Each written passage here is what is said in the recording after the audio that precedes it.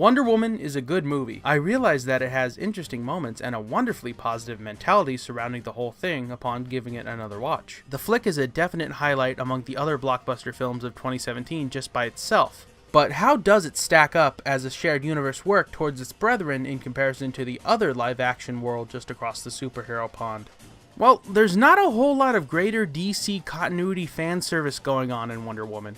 And that's probably for the better considering... Why did you say that name? Why did you say that name? It's his mother's name!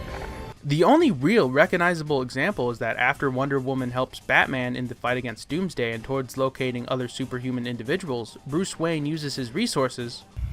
I'm rich.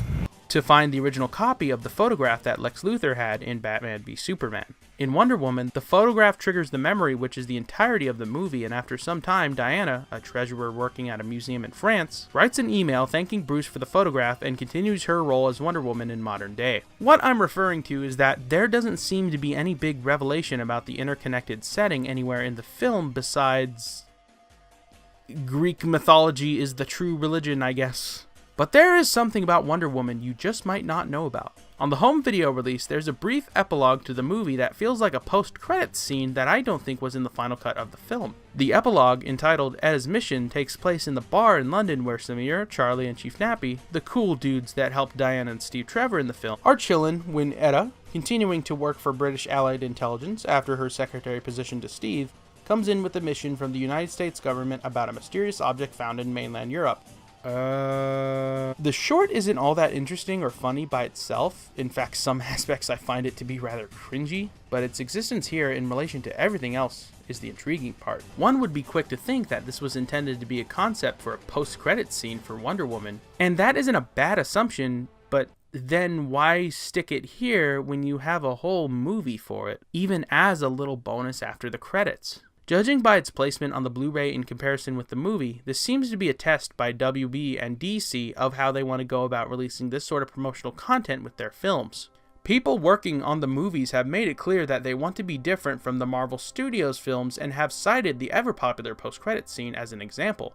You can see them experimenting with this idea in Batman v Superman, albeit very poorly. The sequence with Flash, Aquaman, and Cyborg on Lex Luthor's drive, and really the extended cut editions of BVS and Suicide Squad, seem to be testing the waters of how they should go about this. The theatrical cut of Suicide Squad's exchange between Bruce Wayne and Amanda Waller is probably the closest to a Marvel-style scene we got so far. Viola Davis was in that awful movie. Do your worst, bitch.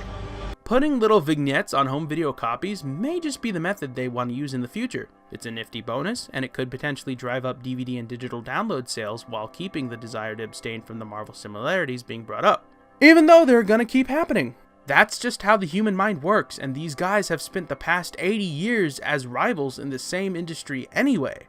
Do whatever you feel is best for your creative work, and feel free to look at other things if you want, but if you are confident in making a good, unique product, I don't think you should obsess over being different all that much. It's important, but it shouldn't be your sole de facto reason why you're making a thing. The short, in a way, is evident that Patty Jenkins or DC or whoever has plenty of confidence in the likability of these characters. And in the actual feature, I think they're decent enough players in Diana's story. They're funny, complex, sympathetic, and work off of Wonder Woman's ability to bring out the best in people regardless of background. I would love to see these characters again, somehow, some way. They're the plainest evidence you got that Wonder Woman is the champion for and protector of all genders and peoples, and not just the female identity exclusively. Maybe you're better off without me, yeah? No, Charlie. Who will sing for us? At the time of this recording, Wonder Woman is now available on digital download, DVD, and Blu-ray. I very much encourage you support the official release.